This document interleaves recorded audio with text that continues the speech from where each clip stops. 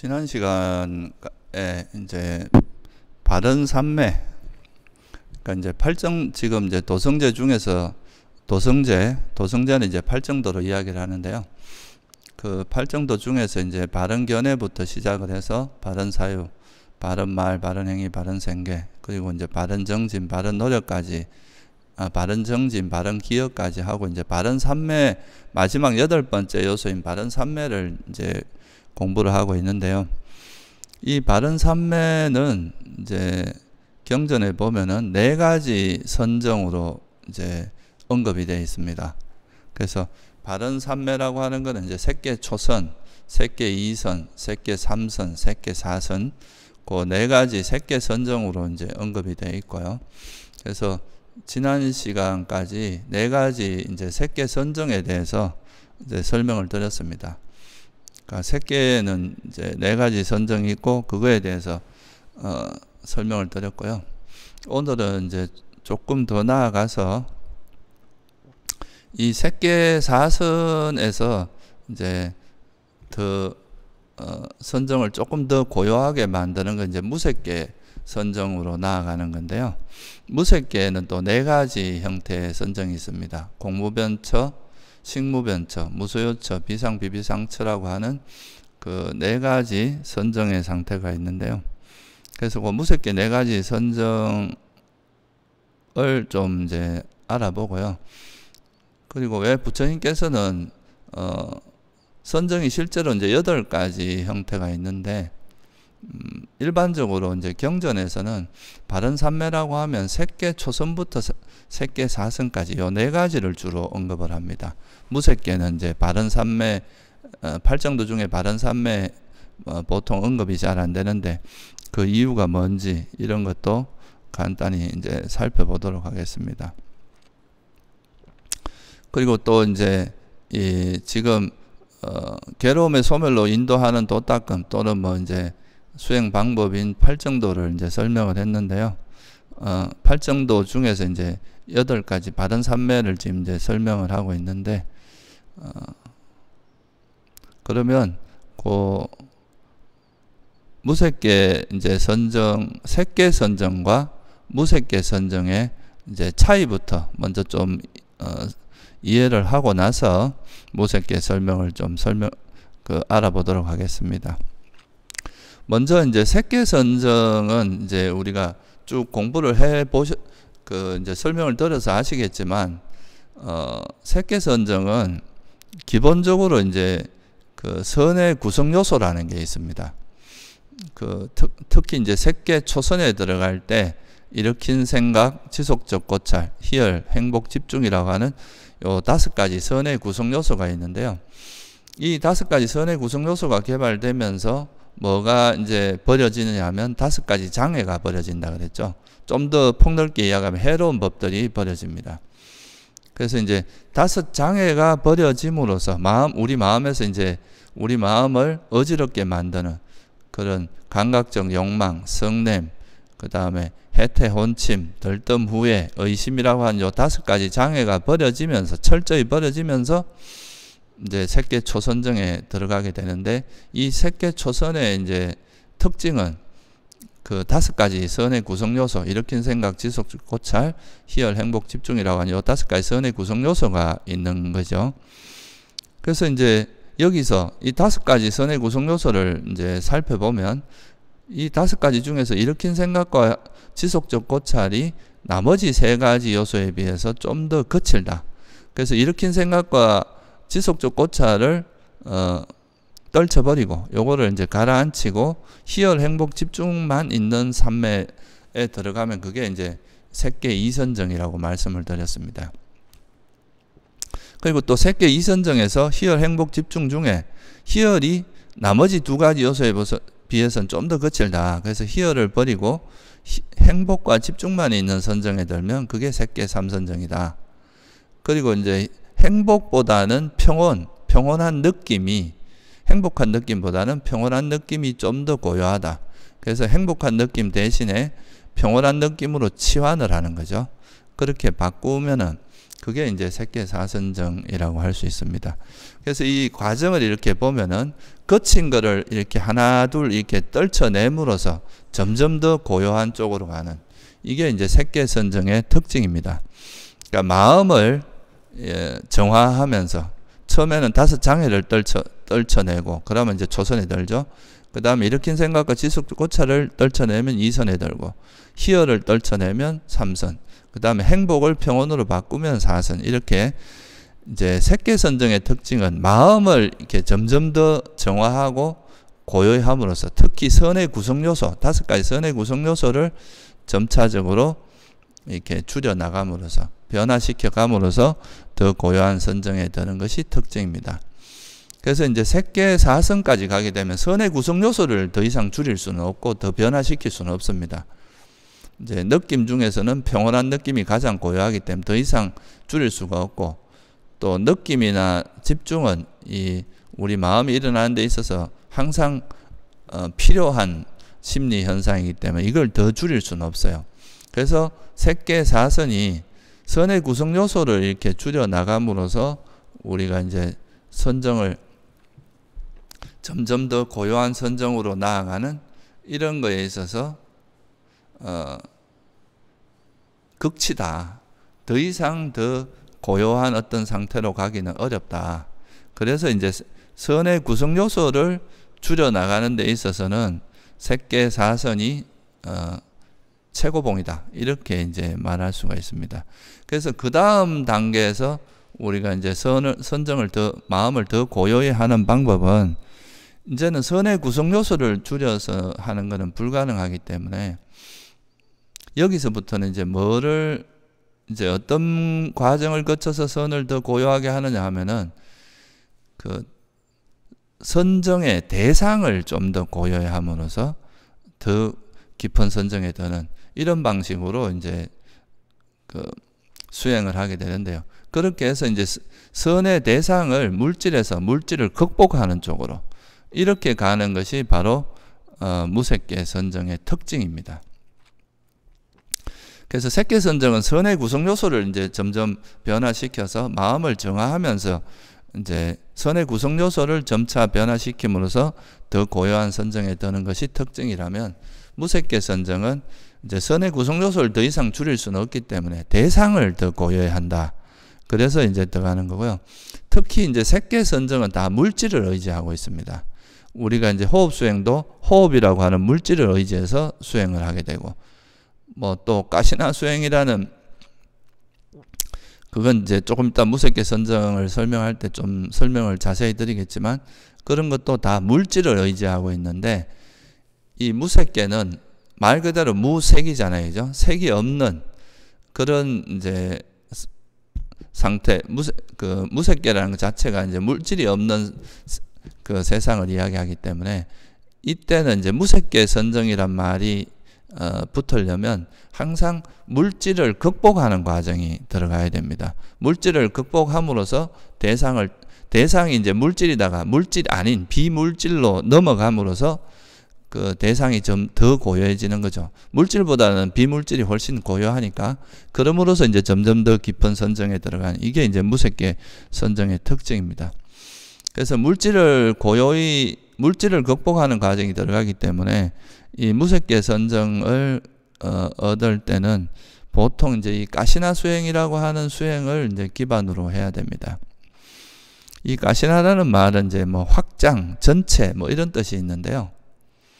그러니까 이 가시나라는 말은 요즘 말로 하면 이제 제일 기본적으로 이제 한 지름 30cm 정도 되는 그런 원판을 생각하시면 됩니다. 디스커. 그런 원판이 이제 원판을 만들어서 원판을 이렇게 만든 다음에 그 원판을 이제 수행 대상으로 삼아서 그거를 계속 보다 보면 이제 이 원판을 보지 않아도 이 원판의 이미지가 이렇게 우리 마음속에 떠오르겠죠. 그죠?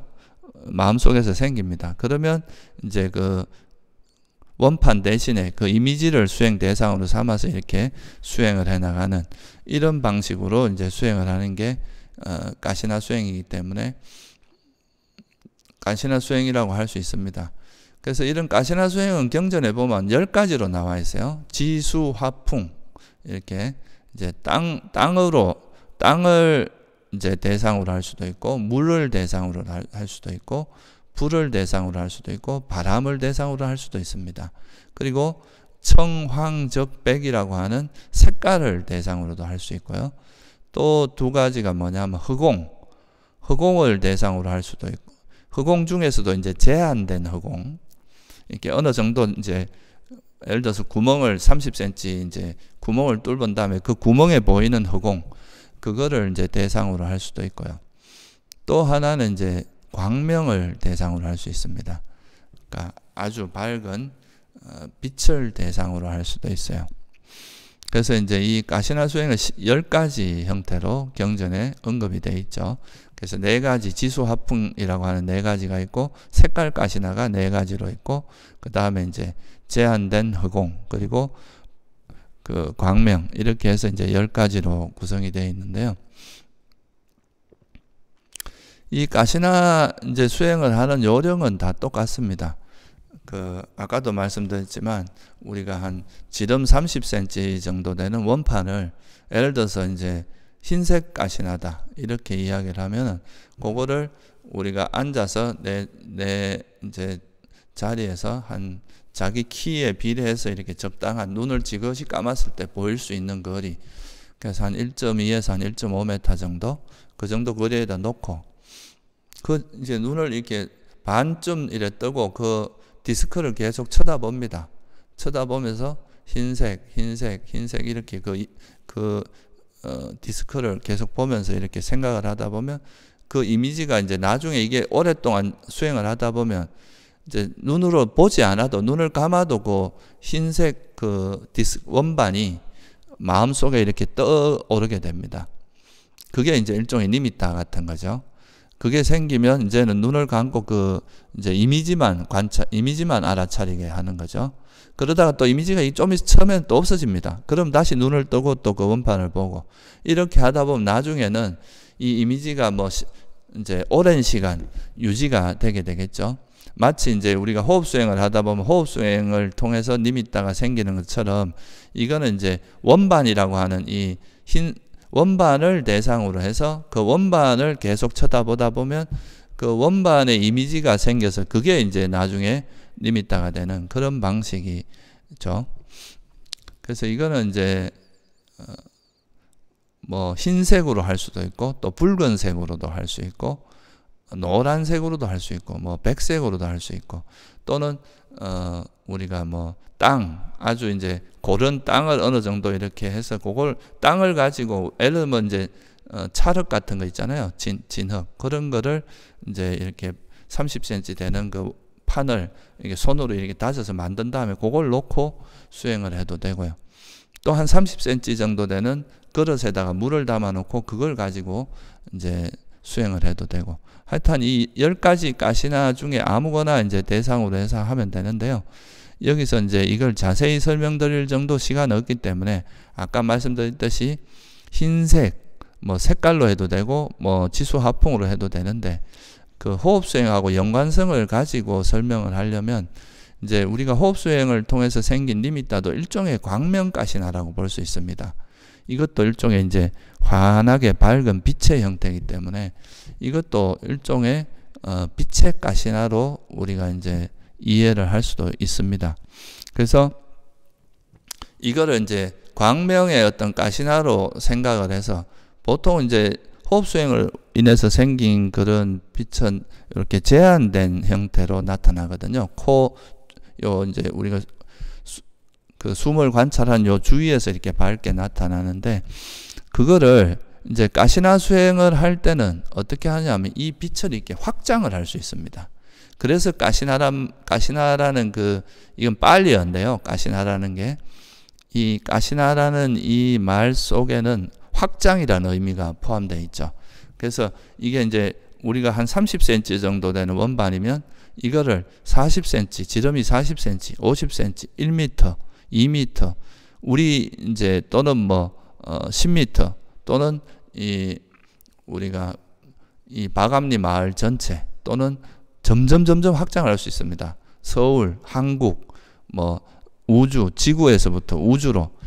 그러니까 이거는 이제 이렇게 가능한 이유는 우리가 이제 마음에서 이게 보는 현상이기 때문에 우리 의식이 닿는 때까지 얼마든지 확장을 할 수 있습니다.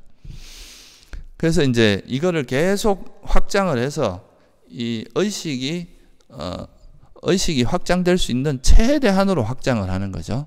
그래서 우리가 우주 전체까지, 이 우주가 전부 이제 쉽게 말해서 빛으로 덮이게 하는 거죠. 이렇게 쭉 확장을 합니다.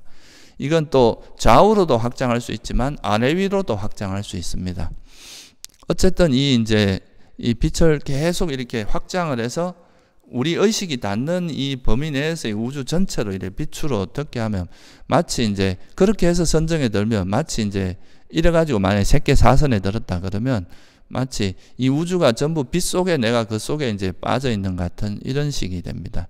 그러니까 대상이 이 우주를 덮고 있는 빛이 되고 그 빛을 대상으로 우리가 선정에 드는 그런 방식으로 이제 선정에 들게 되는데요.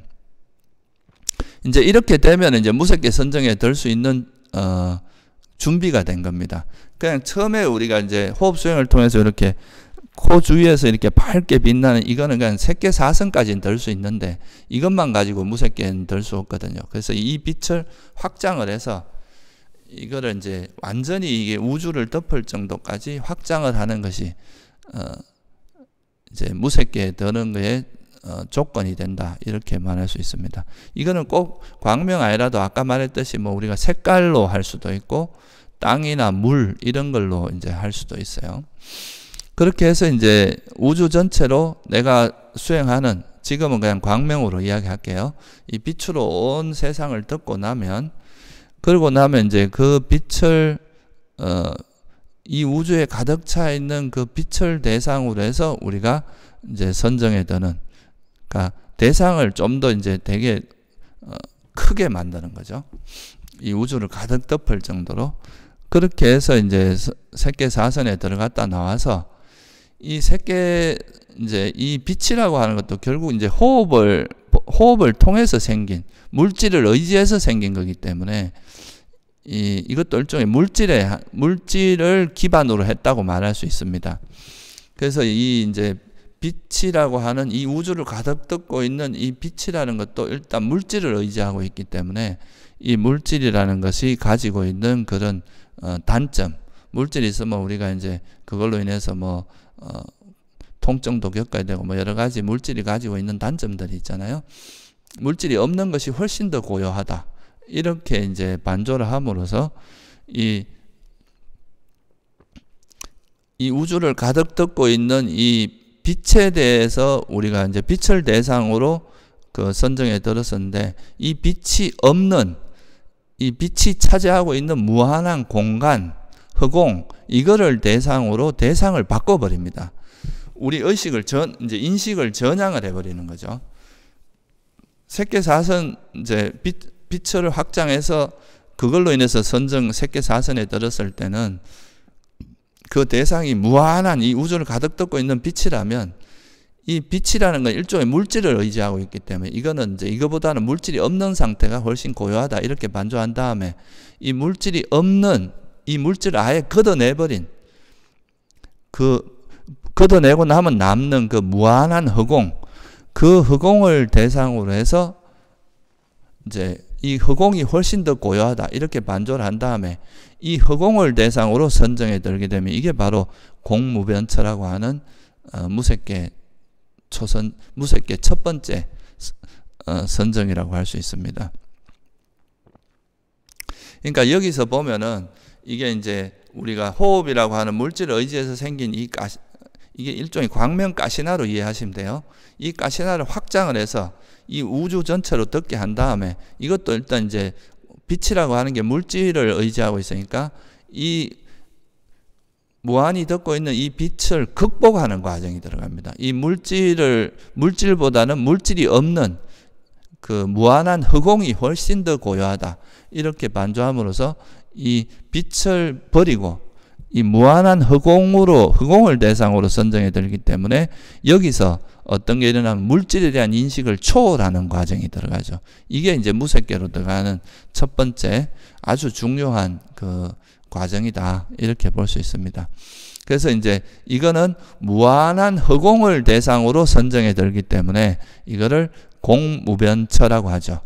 이제 무한한 허공, 그러니까 이제 허공이 무변하다, 변이 없는 그런 무한한 허공을 대상으로 선정에 드는 거기 때문에 공무변처라는 그런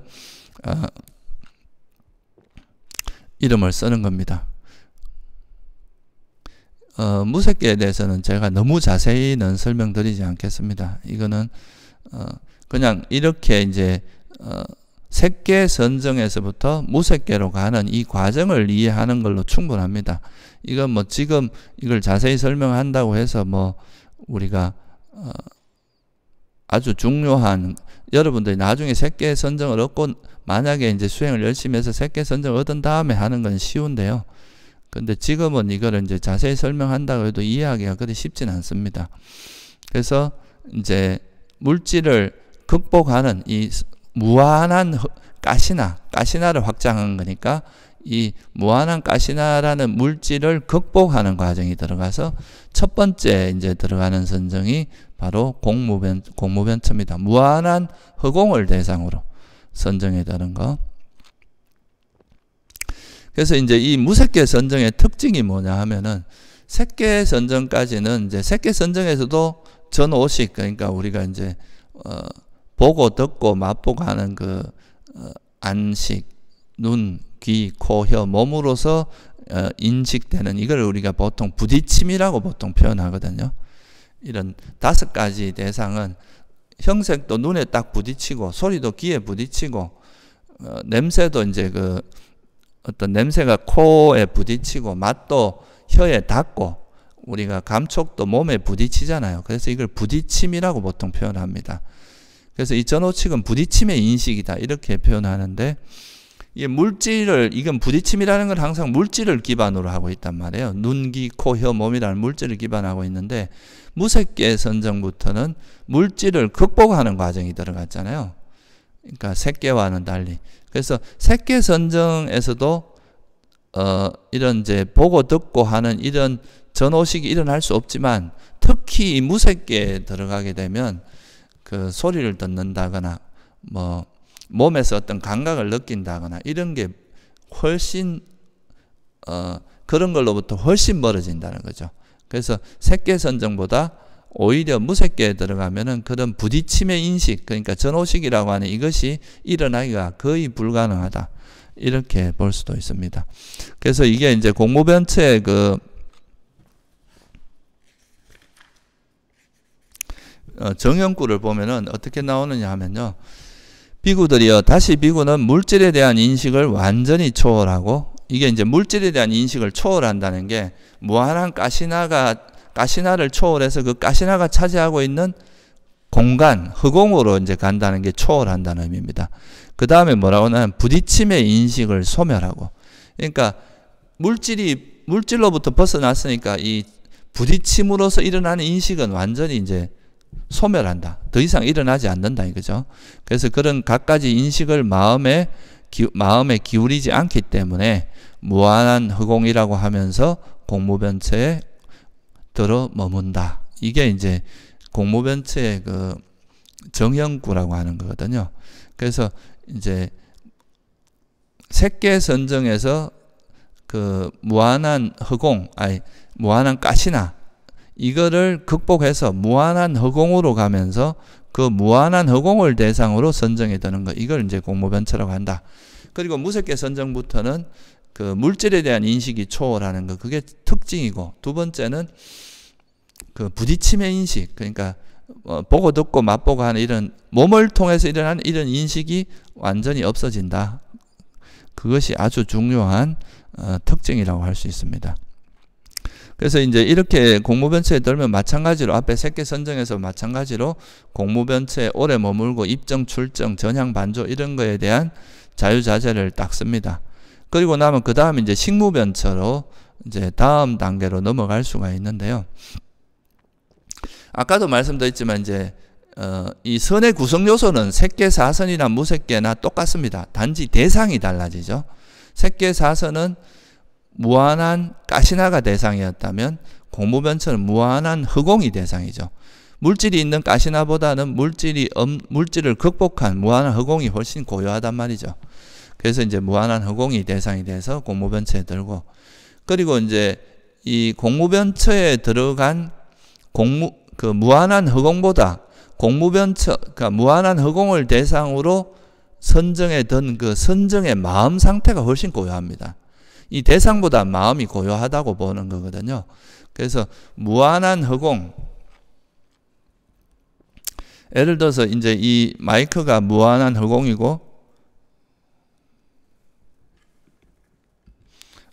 이 지금 시계가 무한한 흑공이라고 보고요. 그리고 이 이제 종이 이 무한한 흑공을 대상으로 선정에 든 선정의 마음이라고 생각을 해보세요. 이게 공무변처의 마음 상태죠. 그러면 이 무한한 흑공보다는 이 공무변처의 마음이 더 고요합니다. 그래서 이 공무변처에 들었을 때 그 고요한 마음 상태를 대상으로 이게 이제 또 선정에 들 수 있어요. 이렇게 해서 이 무한한 공무변처의 마음을 대상으로 선정에 든 이거를 식무변처라고 합니다. 이거는 이제 색계 선정하고는 달리 약간은 좀 뭐랄까 테크니컬한 그런 부분이 좀 있습니다. 그래서 이 공무변처에 들었던 그 선정의 고요한 마음 상태를 대상으로 선정에 들면 이게 이제 식무변처라고 하죠. 이걸 왜 식무변이라고 하느냐 하면요, 이 대상 자체가 무한한 흑공이니까 식도 무한하다 이런 의미에서 식무변, 무한한 의식이다 이런 의미에서 식무변처라고 이야기를 합니다. 그래서 이제 이 공무변처의 마음을 대상으로 선정에 드는 것이 식무변처입니다. 그래서 이게 보면 약간 이중구조를 가지고 있어요. 무한한 흑공을 대상으로 들면 공무변처고, 공무변처의 마음을 대상으로 선정에 들면 식무변처입니다. 근데 여기서 또 한 가지 뭐가 있느냐 하면 이 공무변처의 마음보다는 공무변처의 마음이 없는 상태, 그러니까 공무변처의 마음이 사라진 상태, 그것이 텅 비어 있는 상태, 이 공무변처의 부재, 공무변처의 마음이 없는 상태가 더 고요한 거죠. 그래서 이 공무변처의 마음이 없는 상태, 이걸 무소유라고 이야기하는 겁니다. 그러니까 이 공무변처 마음의 부재, 없음, 아무것도 없는 그런 상태를 대상으로 이 공무변처가 없는 이 부재를 마음으로 선정해 드는 이 마음이 무소유처입니다. 그래서 이 무소유처는 이제 공무변처의 마음이 없는, 아무것도 없다. 그래서 무소유, 이것이 있는 바가 없다. 그래서 무소유를 대상으로 선정해 드는 것, 이게 바로 무소유처라고 할 수 있고요. 그리고 이 무소유처에 아무것도 없는 이게 이제 무소유라고 치면 이 무소유를 대상으로 들어간 이게 이제 무소유처인데, 이 무소유처의 마음이 이 무소유보다는 더 고요합니다. 그래서 이 무소유처의 마음을 대상으로 선정해 드는 게 바로 비상비비상처라고 하는 무색계의 마지막 단계를 비상비비상처라고 하는 거죠. 그래서 이거는 사실 이게 이 정도만 알고 있어도 됩니다. 그냥 과정이 이렇다는 정도만 이해를 하시면 될 것 같고요. 그래서 이제 무소유처의 마음을 대상으로 선정해 둔 게 비상비비상처, 이렇게 이제 이해하시면 될 것 같고요. 근데 이 무소유처까지는 그래도 마음이 이게 선정이 굉장히 고요하고 이것도 엄청 고요한 그런 마음 상태지만 이 인식은 있는 단계입니다. 무소유처까지는 선정의 대상, 그러니까 무소유처라는 그 인식이 분명히 있습니다. 근데 이 무소유처의 마음이라고 하는 것은 워낙 미묘해서 이 무소유처의 마음을 대상으로 선정해, 그 무소유처라고 하는 그런 선정의 마음을 대상으로 선정해 드는 이 비상비비상처라고 하는 이 선정의 마음 상태는 너무 미묘해서 우리가 이제 인식이라는 게 뭐냐 하면요. 일종의 이제 표상 같은 거거든요. 우리가 이제 니미타라고 하는 게 번역하면 표상이라고 번역을 할 수 있는데, 이런 표상이 이제 딱 분명히 우리 의식에 잡히는 그런 표상이 있어요. 예를 들면 이제 색계사선 같으면 이렇게 밝게 빛나는 요게 이제 의식에 확실히 잡히고, 공무변처 같은 무한한 허공이 딱 잡히고, 식무변처 같은 공무변처의 그 마음의 그 고요한 마음 상태가 이렇게 인식으로서 표상으로서 딱 인식이 됩니다. 그리고 무소유처도 마찬가지로 그 공무변처의 마음이 사라진 그런 상태에 대한 인식이 있는데, 비상비비상처, 그러니까 공무변처의 무소유처의 마음을 대상으로 선정하던 비상비비상처라고 하는 이 대상이 뭔지가 사실 명확하게 명확하게 이렇게 표상이 잡히지가 않고, 그렇다고 없는 것도 아니고, 없다고 말할 수는 없는데 그렇다고 뭔지 이렇게 분명히 잡아보려고 하면 잘 안 잡히고, 그래서 이걸 상이 있는 것도 아니고, 상이라는 게 인식이거든요. 이게 인식. 이 표상이 있는 것도 아니고 없는 것도 아니다. 그래서 비상, 있는 것도 아니고 비비상, 상이 없는 것도 아니다. 그래서 있다고 말할 수도 없고 없다고 말할 수도 없는 그런 상태처럼 마음이 너무 미묘하다, 이렇게 이야기를 하기 때문에 비상비비상처라는 표현을 씁니다. 그래서 이걸 이제 청정도론에서는 어떻게 비유를 하느냐 하면요. 이제 바루가 그릇이 있는데 그 그릇에 참기름이 발라져 있어요. 그러면 그 참기름을 따르면 참기름이 안 나오잖아요. 그냥 발라만 져 있는 거니까. 참기름을 따르면 참기름이 없어요. 참기름이 있는 건 아니에요. 근데 또 그릇에 참기름이 발라져 있으니까 참기름이 또 없다고 말할 수도 없잖아요. 그러니까 참기름이 없다고 말할 수도 없어. 이런 것처럼 이 비상비비상처의 마음은 인식이 있다고 말하기도 그렇고 없다고 말하기도 그런, 그러니까 인식이 있는 것과 없는 것의 딱 중간 정도 되는 상태입니다. 그래서 우리가 이제 보통 그 경전에서 보면 그 인식이 있는 마음 상태가 있고 인식이 없는 마음 상태가 있고, 그 중간이 인식이 있는 것도 아니고 없는 것도 아닌 비상비비상처의 마음 상태라고 보통 표현합니다. 인식이 아예 없는 상태. 인식이 없다는 것은 수상행식이 다 없다는 이야기입니다. 수상행식은 같이 일어나기 때문에 인식이 없으면 수상행식이 없다. 그러니까 인식이 없는 마음 상태는 앞에서 제가 잠깐 언급한 상수멸정 또는 멸진정이라고 하는 그 성자들만이, 아나함 이상의 성자들만이 들 수 있는 그 아주 특이한 특이한 그런 산매가 있는데, 이거는 일시적으로 마음이 아예 없어지는 겁니다. 우리가 세속의 선정은 대상이 있는데 그 하나의 대상에 몰입되어 있는 상태라면은, 이 멸진정이라고 하는 건 아예 그 마음 자체가 일시적으로 멈춰진 그런 상태를 우리가 멸진정이라고 하거든요. 그래서 무소유처는 인식이 있는 것 중에서 가장 고요한 선정이라고 할 수 있고 정점이라고 할 수 있고, 비상비비상처는 인식이 있는 것도 아니고 없는 것도 아닌 그 중간, 인식이 완전히 사라진 것은 멸진정, 이렇게 우리가 표현할 수도 있습니다. 그래서 이 비상비비상처의 마음이 되게 미묘한 마음 상태라는 것은 참고로 알아두시면 좋을 것 같아요. 그래서 이제 앞서 말씀드렸듯이 선정은, 세속의 선정은 8가지, 색계 4가지와 무색계 4가지, 공무변처, 식무변처, 무소유처, 비상비비상처, 그리고 이제 일종의 이제 출세관, 성자들만 들 수 있는 게 멸진정인데, 이래서 구차제정이라고 이야기하죠. 9가지의 선정이라고 하죠. 그래서 이게 흐름을 보면요, 이제 선정이 올라갈수록 점점 마음이 고요해져 갑니다. 그래서 이제 공무변처, 식무변처, 무소유처에 가면 그 고요함이 정점에 이르는데요. 여기서 한 걸음 더 나아가 비상비비상처에 가면 이제 마음이 진짜 이게 있는 것도 아니고 없는 것도 아니고 정말 이렇게 확연히 알 수 없을 정도로 고요해지는 거죠.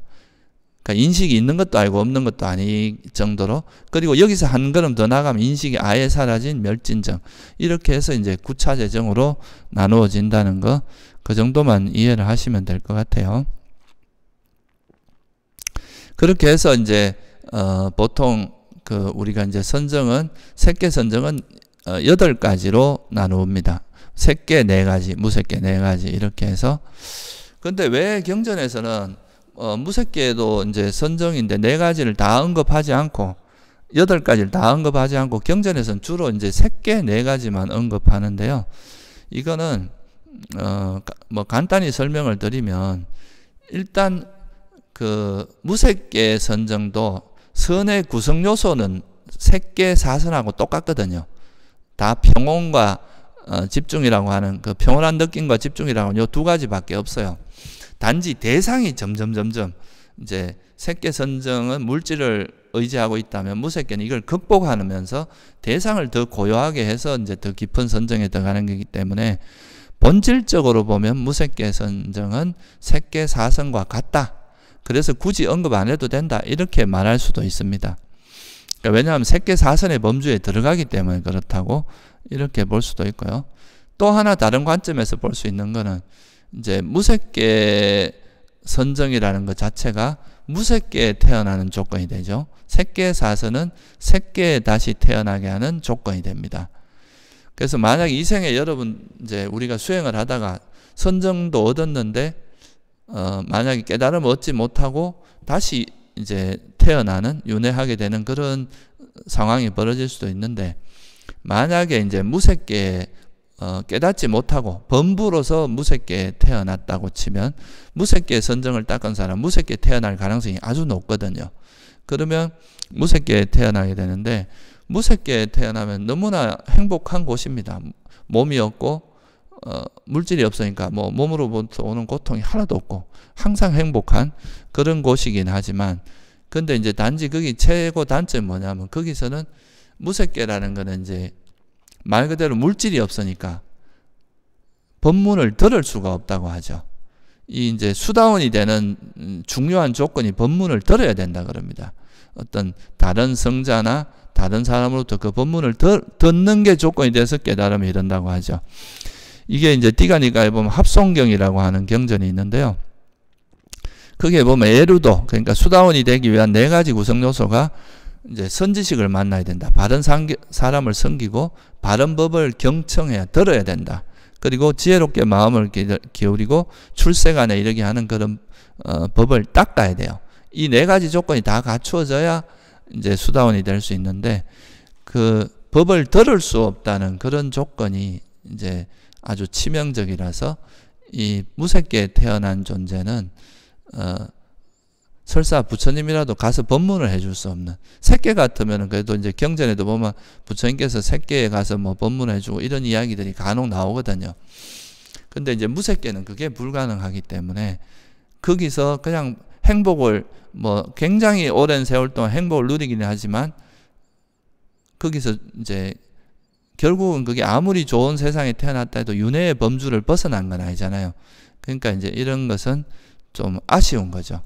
그래서 그 부처님께서 이제 그 알라나 깔라마, 처음에 이제 당신의 스승이었던 두 분, 알라나 깔라마하고 라마뿌따라는, 우따까 라마뿌따라는 두 분이 한 분은 무소유처의 선정을 얻었고 무소유처를 얻었고 한 분은 비상비비상처라는 그 삼매를 얻었는데, 물론 이게 이제 그 불교에서 말하는 그 선정과 똑같지는 않다고 봐야 됩니다. 왜냐하면 이분들은 바른 견해가 없었기 때문에 똑같지는 않지만 그 집중의 정도로 봐서는 이제 이렇게 대응할 수 있다, 이 정도로 이해를 하시면 될 것 같아요. 그래서 이제 무소유처나 비비상처에 상응하는 그런 삼매력을 갖고 있었는데, 만약에 부처님을 만나서 바른 견해가 여기 들어가면 이 사람들은 바로 아란이 될 수 있었거든요.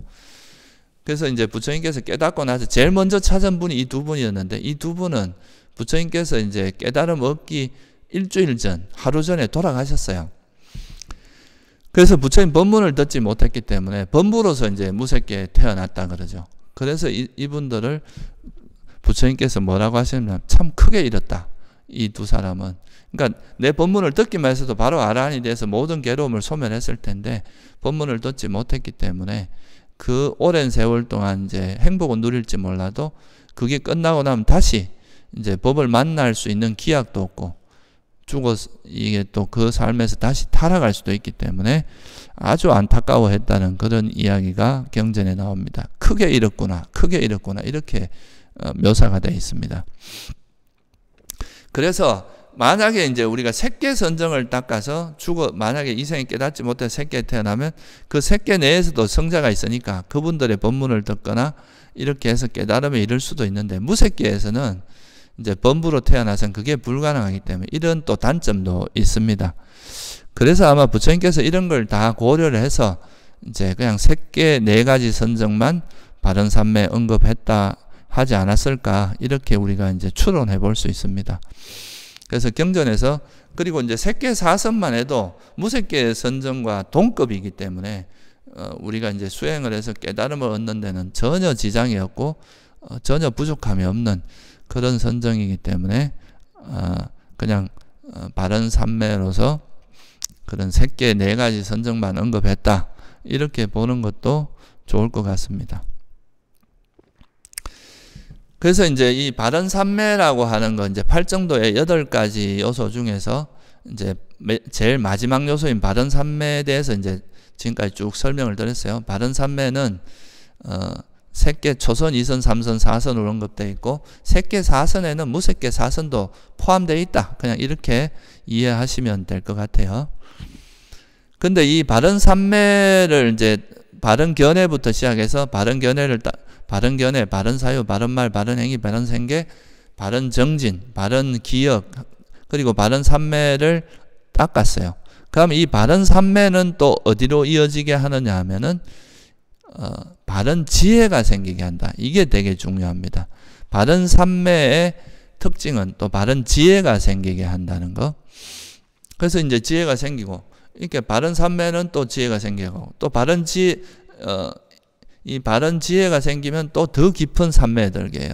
이렇게 하다 보면 나중에 이 완전히 이 바른 삼매를 바탕으로 깨달음에 이르는 그 깨달음의 지혜가 생기고, 그게 이제 아라한이 되면 이제 바른 지혜, 삼마냐냐라고 하는 바른 지혜가 생기고, 그러고 나면 그게 바른 해탈, 이게 완전히 최상의 깨달음의 지혜거든요. 바른 해탈이 생긴다. 그래서 아라한 이전에는 8정도를 닦는 거지만 아라한은 10정도가 완성된다고 이야기를 하죠. 8정도가 완성되면서 바른 지혜가 생기고, 바른 지혜를 통해서 바른 해탈이 생기기 때문에, 그래서 10정도가 완성된다. 그래서 이 바른 삼매는 항상 바른 지혜가 생기게 해서 그것으로 인해서 우리가 괴로움을 소멸하게 하는 이런 특징이 있다 이거예요. 그러니까 이게 선순환인 거죠. 바른 견해부터 쭉 가서 바른 삼매가 되고, 그 바른 삼매는 또 바른 견해, 바른 지혜가 생기게 하고, 이게 이렇게 선순환을 하다가 결국 나중에는 깨달음에 이르게 하는, 이게 이제 바른 삼매의 아주 중요한, 이게 그래서 8정도는 괴로움의 소멸로 인도한다, 이렇게 표현한다고 말할 수가 있습니다. 그런데 그릇된 삼매, 이 바른 삼매가 아니라 그냥 단순한 집중, 그러니까 어떤 바른 견해가 없이 그냥 집중만 닦은 경우는 집중력은 상당히 세지지만, 앞서도 제가 그런 설명을 드렸는데, 이 집중력이 잘못하면 자기가 가지고 있는 사견과 결합을 해서 오히려 자기 사견이 많아지고 되게 그 외도로 흘러가거나 뭐 사이비로 흘러가거나 이럴 위험도 있습니다. 그래서 경전에도 보면 항상 이 8정도하고 8사도를 비교해 놨거든요. 바른 견해를 바탕으로 하면 이제 바른 사유부터 시작해서 바른 삼매를 닦게 되고, 그걸 통해서 바른 지혜, 바른 해탈이 일어나지만, 만약에 그릇된 견해를 갖고 있으면 이 그릇된 견해로부터 그릇된 사유, 그릇된 말, 그릇된 행위, 그릇된 생계 쭉 이어지다 그릇된 삼매가 생기고, 그 그릇된 삼매는 또 그릇된 지혜, 그릇된 해탈로 이어지게. 그릇된 해탈이니까 이제 엉터리 도인이 된다 이 말입니다. 그러니까 사실은 자기가 깨달음을 얻은 것도 아닌데 마치 깨달은 사람처럼 행동하고, 그렇게 해서 다른 사람들을 굉장히 이상한 방향으로 이끌고, 자기 하나 잘못된 거는 상관없는데 이제 그렇게 스스로가 뭔가 깨달았다고 생각하는 사람은 또 다른 사람에게 막 엉터리 법을 설하면서 다른 사람도 안 좋은 길로 이제 이끌 수가 있겠죠. 그래서 부처님께서는 이제 이 바른 길을 이제 제시를 하셨는데, 그게 바로 괴로움을 소멸하는 바른 도닦음, 바른 수행 방법이 뭐냐? 그거를 정리한 것이 바로 팔정도다. 그리고 이 팔정도는 괴로움의 소멸로 인도하는 바른 그런 도닦음이다. 그래서 도성제를 팔정대로 이제 설명을 한 겁니다. 그래서 이걸로서 제가 이제 그 도성제에 대해서는 쭉 이제 설명을 드렸습니다. 고성제부터 시작해서, 이 고성제는 괴로움이 뭔가를 설명한 거고, 집성제는 괴로움이 원인이 뭐냐, 이거는 해로움, 탐진치다. 탐진치를 바탕으로 해서 이게 이제 괴로움이 일어난다. 이 탐진치의 소멸이 뭐냐, 바로 괴로움의 소멸인 열반이다. 그럼 이 탐진치를 소멸하는 방법이 뭐냐, 팔정도를 닦아야 된다. 이게 이제 지금까지 설명드린 그 사성제의 내용이고요. 특히 이제 도성제가 이제 팔정도로 설명이 되어 있지만, 이거를 조금 더 확장을 해보면, 팔정도뿐만, 이제 부처님께서는 팔정도를 대표적으로 설했지만, 경전에 보면 또 다른 방식으로 또 설해 놓은 게 몇 가지 있습니다. 뭐 사념처라든가, 또는 뭐 사여의족, 그 다음에 뭐 사정근, 네 가지 바른 노력, 그리고 오근, 오력, 그리고 칠각지, 이렇게 이제 팔정도, 이렇게 해서 이걸 다 합쳐서 37가지 요소가 되기 때문에 이걸 37가지 깨달음의 구성 요소라고 하기도 합니다. 그러니까 이거는 이제 우리가 팔정도로도 설명을 하지만 또 사념처로도 설명하고, 다양한 사정근, 사여의족, 오근, 오력, 칠각지, 이렇게 다양하게 이제 법문을 설함으로써 사람들이 자기 근기에 맞게 자기에게 맞는 방법을 택해서 수행을 할 수 있게 하신 거죠. 그래서 37보리분법, 37가지 깨달음의 구성요소, 이것도 다 팔정도와 같이 괴로움의 소멸로 인도하는 수행 방법이라고 할 수 있습니다. 그리고 이제 이거 외에도 네 가지 사무량심이라고, 자비희사라고 하는 그 사무량심도, 결국은 이 사무량심도 괴로움의 소멸로 인도하는 데 도움이 되는, 그래서 이런 것들을 우리가 유익한 법이라고 하거든요. 불교에서는. 왜냐하면 이건 괴로움의 소멸에 유익하다, 괴로움의 소멸을 도와준다, 이런 의미로 유익한 법들, 선법이라고 하죠. 그래서 이제 선법의 대표적인 게 팔정도 또는 37가지 깨달음의 구성 요소인데요. 그 팔정도에서 이제 바른 견해, 바른 사유, 바른 말, 바른 행위, 바른 생계, 바른 정진, 바른 기억, 바른 삼매, 이런 것들은 다 선법에 들어가고요. 나머지 이제 그 팔정도에서 설명되지 않은 유익한 법들 몇 가지를 제가 설명드리면서 오늘은 이제 마무리하도록 하겠습니다. 그러니까 팔정도가 이제 대표적인 거지만, 여기서 팔정도를 조금 더 확장을 해보면 이 팔정도도 유익한 법에 포함이 되거든요. 그래서 유익한 마음들, 괴로움의 소멸에 이르도록 도와주는 유익한 마음들에 대해서 조금 더 알아보도록 하겠습니다. 해로운 마음, 그러니까 불선법의 뿌리가 탐진치라면, 유익한 마음의 뿌리는 탐욕 없고 성냄 없고 어리석음 없는 불탐, 부진, 불치라고 하는 요 세 가지입니다. 탐욕이 없다는 것은, 탐욕은 대상에 집착하는 건데, 탐욕 없으면 대상에 집착하지 않는 것, 집착을 놓아버리는 게 특징이죠.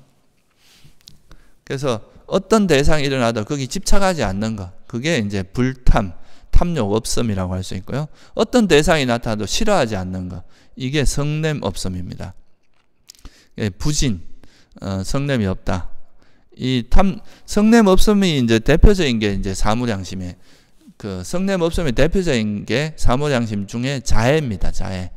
우리가 대상을 싫어하지 않는다는 건 좀 더 적극적으로 대상이 행복하길 바라는, 대상이 괴로움을 겪는 게 아니라 행복하길 바라는, 그래서 이건 이제 자애심이라고 이야기를 하죠. 그래서 탐욕이 없고 성냄이 없는, 탐욕이나 성냄 중에 하나만 있어도 이거는 이제 성립은 안 하기 때문에, 탐욕이 없고 성냄이 없는 이거는 선한 마음에 항상 함께하는, 우리가 유익한 마음이라고 하는 거는 어떤 대상에 집착하거나 싫어하는 마음이 있으면 이건 유익한 마음이 아니다 이거죠. 그죠? 여기서 조금 더 나아가면은 어리석음 없음. 이건 아모하. 그러니까 어리석음이 없다. 이거는 무슨 말이냐면 지혜가 있다는 뜻이겠죠. 그래서 이 어리석음 없다는 건 지혜와 동의어입니다. 그러니까 우리가 불교에서 어리석음과 지혜는 반대이기 때문에 어리석음이 없다는 게 바로 지혜라는 뜻이고, 지혜가 없는 게 어리석음이고, 이렇게 볼 수가 있겠죠. 그래서 뭐 지혜에 대해서는 바른 견해가 곧 지혜죠. 바른 견해는 사성제에 대한 지혜니까 이건 앞서 충분히 설명을 했기 때문에 이거는 생략하도록 하겠습니다. 어리석음 없음은 그러니까 지혜와 동의었다고 생각하면 돼요. 그 다음 탐욕이 없다는 것은 집착하지 않는 마음 상태고, 성냄이 없다는 것은 대상을 싫어하지 않는 마음 상태다. 그래서 우리가 이제 선한 마음이 일어나기 위해서는 이 탐욕이 없고 성냄이 없다는 이거는 필수적으로 필요한 겁니다. 어떤 대상이 집착하는 순간 벌써 탐욕이 일어난 거고, 대상을 싫어하는 순간 성냄이 일어난 거니까 이 두 가지가 없어야 선한 마음이 작동할 수 있다. 그래서 탐욕 없음과 성냄 없음, 이게 이제 유익한 법의 뿌리라고 이야기하는 거죠. 그리고 이제 그거보다 조금 더 나아가면 지혜가 또 뿌리가 되기 때문에 어리석음 없음, 이 지혜가 또 뿌리라고도 할 수 있습니다. 그래서 이런 걸 기반으로 해서 또 이제 지혜와 약간 이제 대비되는 우리가 선한 마음 중에 하나가 신심이라고 하는 게 있습니다. 우리가 이제 팔정도는 바른 견해로부터 시작을 하지만 옥은 5가지 기능하고 5가지 힘, 오력이라고 하는 거는 신심부터 시작을 합니다. 결국 이 신심이라고 하는 거는 바른 견해는 사성제에 대한 지혜였잖아요. 근데 신심은 뭐에 대한 신심이냐면 사성제에 대한 신심입니다. 그래서 사실은 이 진리에 대해서 이해를 하고 수행을 시작하느냐, 아니면 진리에 대해서 확신을 가지고 시작을 하냐, 이 차이에 따라서 이제 오건은 신심을 좀 선두로 해서 설명을 하는 게 오건입니다. 신심, 정진. 신심이 있으면 정진이 일어나고, 정진이 있으면 바른 기억이 생기고, 그거면 바른 삼매, 그 다음에 지혜가 생긴다. 이게 신정진 염정해라고 하는 오건이거든요. 그래서 신심을 선두로 해서 수행을 하는 거는 오건으로 보통 설명을 하고, 오건 오력으로, 지혜를 선두로 해서 하는 거는 보통 팔정도로 설명을 하고, 이렇게 보시면 됩니다. 그래서 신심은 아무거나 믿는 게 신심이 아닙니다. 여기서 말하는 신심은 바른 신심, 그러니까 진리를 믿는 것, 불법성, 그러니까 삼보를 믿는 것, 이게 바로 신심이다. 그래서 이 신심은 우리 마음을 좀 정화해주는 되게 중요한 역할을 합니다. 이 신심이 있으면은 그 자체를 우리 마음이 좀 경건하게 되면서 이 번뇌로부터 벗어날 수 있는 그런 좋은 마음 상태가 되죠. 우리가 보통 이제 이래 고즈넉한 산사에 가서 아침에 애부를 듣거나 이러면 신심이 일어나는데, 그런 신심이 일어나는 것 자체가 되게 우리 마음에서 안 좋은 마음들을 가라앉히는 그런 되게 좋은 효과가 있습니다. 특히 이제 진리에 대해서 확신을 가지지 않으면 수행을 할 수 없거든요. 그래서 그런 신심도 이런 유익한 마음에 아주 중요한 부분에 들어가고요. 그 다음에 또 이제 중요한 게 양심과 수치심이라는 게 있습니다. 요즘 보면은 이제 세상에서도 보면 이제 정말 부끄러움을 모르는 사람들이 많잖아요. 자기가 이제 많은 사람에게 해를 끼치고 다른 사람을 고통스럽게 하고 괴롭게 하면 그거에 대해서 양심의 가책을 느끼고 부끄러움을 느끼고 또 그런 자기 행위에 대해서 두려워할 줄 알아야 되는데, 그런 거 없이 막 자기 행위를 정당화하고 막 거짓말하고 이런 사람들이 많아졌어요. 그런 건 뭐냐 하면 그런 자기의 잘못된 행위에 대해서 부끄러워하는 양심, 그리고 자기 행위에 대해서 잘못을 두려워하는 그런 수치심, 이런 두 가지가 없기 때문에 그런 일들이 벌어지는 거죠. 그래서 부처님께서는 이 양심과 수치심이 세상을 보호하는 두 가지 법이라고 그랬습니다. 그래도 우리가 인간인 이유가 양심과 수치심이 있기 때문이다. 부끄러움과 두려움을 알기 때문이다. 악행에 대해서 부끄러워하고 악행을 두려워할 줄 알기 때문에 그래도 인간이라고 할 수 있는 건데, 그래서 이런 양심과 수치심을 부처님께서는 두 가지 밝은 법이라고 이야기를 했어요. 그래서 이게 안구따르니까에 보면은 부인경이라는 경이 있는데 거기 보면 이런 구절이 나옵니다. 비구들이여 두 가지 밝은 법이 있으니 그것은 세상을 보호한다. 무엇이 둘인가? 양심과 수치심이다. 그래서 우리가 선한 마음이 일어나는 데 있어서 아주 중요한 또 마음 상태가 이런 양심과 수치심이라는 거고요. 그 다음에 또 앞에서 이제 이거는 설명을 많이 드렸죠. 평온, 이 중립적인 마음. 그러니까 이 중립이라는 마음은 좋아하는 게 없고 싫어하는 게 없는, 탐욕 없고 성냄 없음과 잘 어울리는 마음 상태입니다. 집착도 안 하고 싫어하지도 않으니까 치우치지 않은 마음 상태죠. 좋아하지도 않고 싫어하지도 않는, 그런 어디에 한쪽으로 극단적으로 치우치지 않는, 그게 바로 평온이라고 하는, 우페카라고 하는 평온의 마음 상태죠. 이거는 이제 중립이라고 말하기도 합니다. 이거는 평온한 느낌하고는 달라요. 느낌의 의미가 아니고 여긴 중립을 이야기합니다. 그러니까 모자라지도 넘치지도 않은 딱 균형 잡힌 마음 상태, 이거를 평온이라고 하죠. 아마도 요즘 세상에 가장 필요한 그런 마음 상태가 아닐까. 요즘은 보면 너무 사람들이 극단으로 치닫는 것 같아요. 그래서 이런 극단을 버리고 중립적인 마음, 그렇다고 중간이 아니라 이거는 이제 균형이 잘 잡힌, 어떻게 보면 객관적으로 정말 이렇게 생각할 수 있는, 너무 치우치지 않게 치우치지 않게 세상을 보는, 이게 평온한 마음입니다. 그래서 이 평온이라고 하는 건 이제 중립을 의미하죠. 그 다음에 이제 또 하나가 뭐냐면 빠사디라고 하는 이제 경안. 우리가 팔정도, 칠각지에 보면은 바른 기억, 그 다음에 택법각진 지혜고, 그 다음에 뭐냐면 정진, 희열, 그 다음에 나오는 게 경안이라는 게 나오거든요. 이건 칠각지에 나오는 마음 상태인데요. 이 경안이라고 하는 건 가볍고 편안하다 이 말이에요. 그러니까 우리 마음이 아주 가볍고 고요하고 편안한 그런 상태를 경안이라고 합니다. 그래서 이거는 보통 이제 수행이 잘 되면 마음이 아주 고요하게 가라앉으면서 고요하고 편안해지는 그런 상태를 경안이라고 이야기하죠. 그래서 이 경안은 그 수행자에게 되게 중요한 마음 상태입니다. 이것도 이제 선한 마음이, 우리 마음이 선한 상태가 되면 마음이 아주 고요하고 편안해지면서 이런 고요함, 이런 경안 상태가 생기기 때문에 이것도 선한 마음, 유익한 마음에 해당한다. 그리고 이제 나머지 네 가지가 뭐냐 하면 자비희사라고 하는 그 사무량심. 이것만 가지고 사실 설명을 해도 굉장히 많은 걸 오랜 시간 이제 설명을 할 수 있는데, 이건 제가 예전에 자해경이나 이런 거 설명을 할 때 좀 설명을 한 게 있기 때문에 여기서도 간단히 언급을 하고 넘어가겠습니다. 자애심은 사실 이게 이제 대상이 행복하기를 바라는 마음이 자애심이다.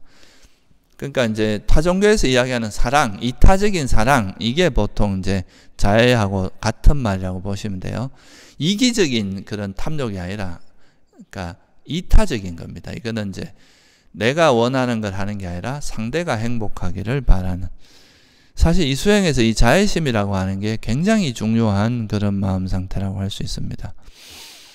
우리가 이제 자애심이 있으면 세상에 대해서 이제 미움이 없어지고 분노, 이런 화 이런 게 가라앉는데 가장 대표적인 게 이 자애심이기 때문에, 이 자애가 있으면은, 자애심이 있다는 거는 이제 탐욕이, 성냄이 없다는 거고, 성냄이 없으면 탐욕도 없거든요. 그래서 이 자애심이라고 하는 것이 이제 우리 마음을 되게 행복하게 해주기 때문에, 이 행복한 마음이 선정에 들기 때문에 결국은 이 자애심이 선정에 드는데도 굉장히 중요한 역할을 해줍니다. 그래서 이 자애심은 대상이 행복하기를 바라는 그런 마음 상태다. 그래서 이거는 이기적인 집착 또는 뭐 이기적인 탐욕과는 다르다는 것을 이해하셔야 돼요. 이건 그러니까 내가 잘해주지만 거기에 대해서 보상을 바라거나 이런 거 없이 그냥 말 그대로 아무 것을 바라지 않는 무조건적인 그런 사랑, 이런 게 바로 자애다 이렇게 보시면 되고요. 이타적인 사랑이다 이렇게 보시면 돼요. 그 다음에 이제 자, 비는 뭐냐 하면 연민을 이야기합니다. 이 연민심은 자애심보다 조금 더 한 걸음 더 나아가서 내가 저 사람이 행복했으면 좋겠는 마음이 자애심인데, 근데 상대가 괴로움을 겪고 있어요. 괴로워요. 그러면 그 괴로움을 덜어주고자 하는 좀 더 적극적인 마음이 바로 연민입니다. 그래서 이건 상대가 고통받는 것을 원치 않고 그 상대의 고통을 덜어주고자 하는 게 연민심이죠. 영어에서는 이제 compassion으로 보통 번역을 하는데, 이게 이제 티베트 불교나 이런 데서 제일 큰 가치로 내거는 게 이게 연민이죠. 세상에 고통받고 있는 사람들의 고통을 덜어주고자 하는 적극적인 행동들, 이런 게 이제 연민인데요. 이 연민은 또 주의해야 될 게, 우리가 다른 사람의 요즘 뭐 공감 이런 이야기를 하는데, 타인이 막 괴로워한다고 나도 같이 괴로워하고 공감을 하면서 같이 고통받고 이런 거를 연민이라고 하진 않아요. 이 연민은 이제 자기 마음에 평온하면서, 마음의 평온이 깨지지 않으면서 이제 그 사람을 도와주려고 하는 이런 게 이제 연민이라는 거. 그러니까 자기 마음에 동료가 있으면 이건 슬픔이고 일종의 이거는 화에 해당합니다. 그게 아니라 자기 마음에 동료가 없으면서 지혜롭게 상대에게 정말 필요한 일을 도와주는 거죠. 예를 들면 부처님께서 뭐 대연민심, 대비심을 가지고 있다고 하지만, 부처님 당신이 뭐 어떤 사람이 고통받는다 같이 고통을 받고 막 그러진 않거든요. 그 고통을 이해하긴 하죠. 그렇지만 같이 자기 마음에 동료가 일어나고 이런 건 아니죠. 그래서 이 연민의 마음도 사실은 수행이 바탕되지 않으면 참 일어나기가 좀 힘든 마음입니다. 그래서 이제 상대가 행복하기를 바라는 마음이 자애심이라면, 그 상대가 행복하기를 바라는 그 사람이 고통받을 때 그 고통을 덜어주려고 하는 게 연민이고요. 그래서 이제 연민을 통해서, 연민심을 가지고 그 상대의 고통을 덜어줬어요. 덜어주고 나니까 그 사람이 막 행복해 하는 거예요. 그 상대가 행복한 걸 보고 질투를 하지 않고 그 사람의 행복을 함께 기뻐해주는, 이게 바로 함께 기뻐함입니다.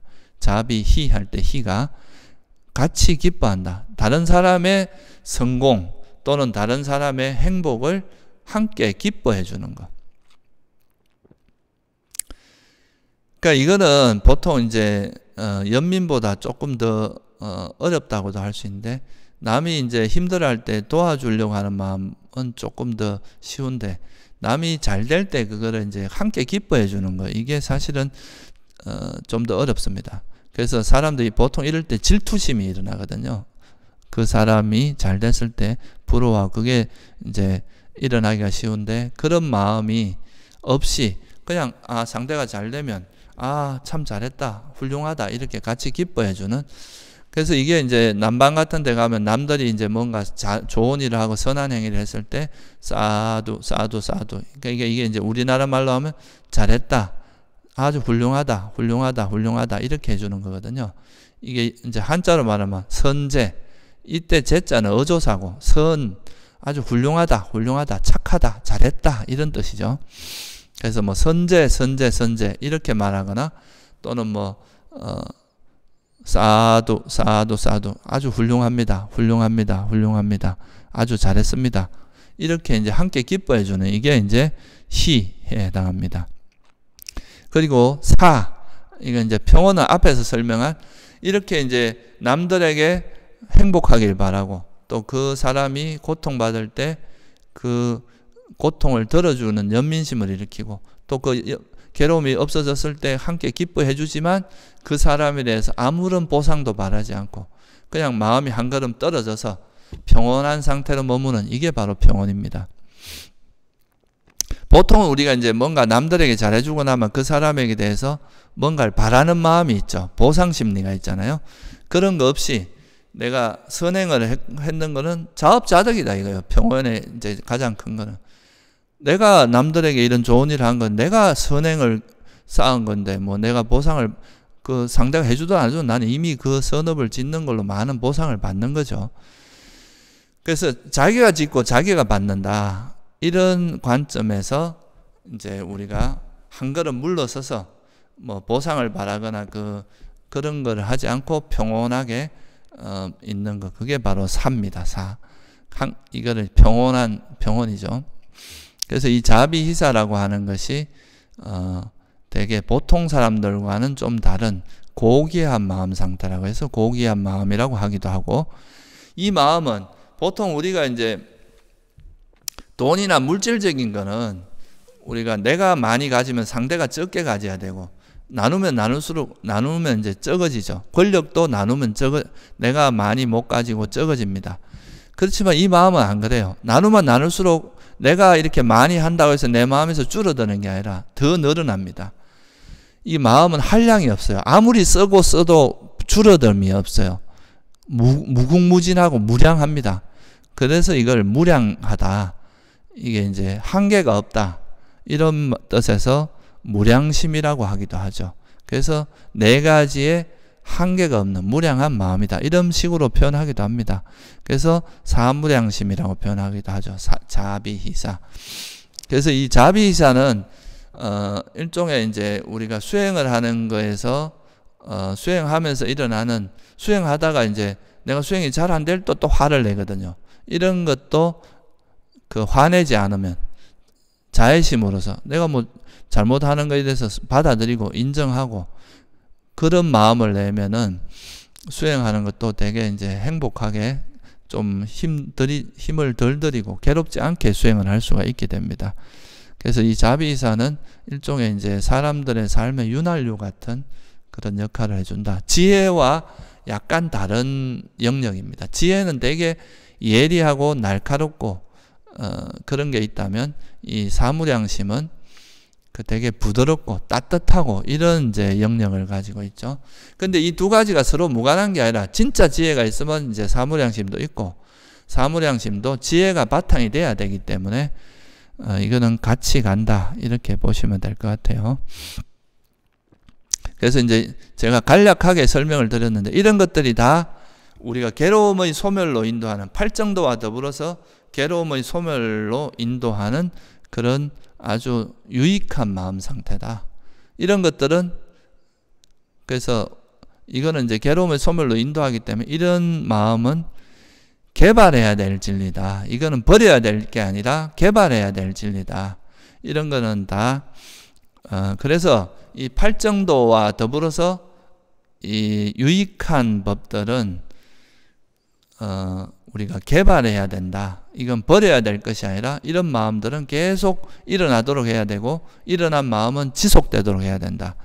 그래서 이런 우리가 팔정도를 도성제라고 할 수도 있지만, 이 유익한, 좀 더 확장해서 유익한 법들을 도성제라고 해도 됩니다. 그래서 어떻게 보면 집성제는 해로운 법을 이야기하는 거고, 도성제는 유익한 법을 이야기하는 거다, 이렇게 봐도 무방하다 이거예요.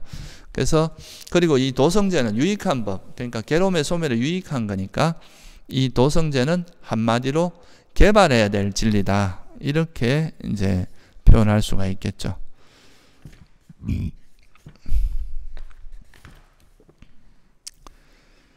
그래서 이거를 총종합을 해보면, 고성제라고, 이제 사성제에 대해서 이제 우리가 지금까지 쭉 살펴봤는데요.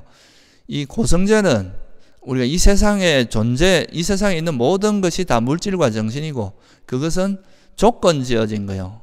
조건에서 생긴 거니까 무상하고 괴로움이고 무하다라고, 이렇게 이 세상에 있는 모든 것들의 실상을 명확히 드러내는 거니까 이거는 철저히 알아야 될 진리다 이거예요.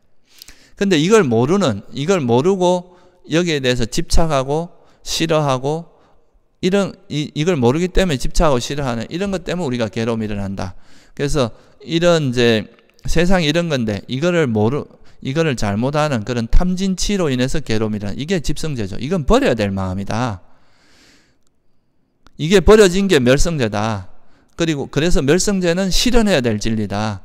도성제는 그럼 이걸 어떻게 버릴 거냐? 탐욕이 없는 마음, 성냄이 없는 마음, 어리석음이 없는 그런 마음, 그거를 개발해야 된다. 그게 바로 팔정도고, 37 보리분법, 37가지 깨달음의 구성 요소고, 이런 거다. 이거를 이제 개발해야 될 진리다.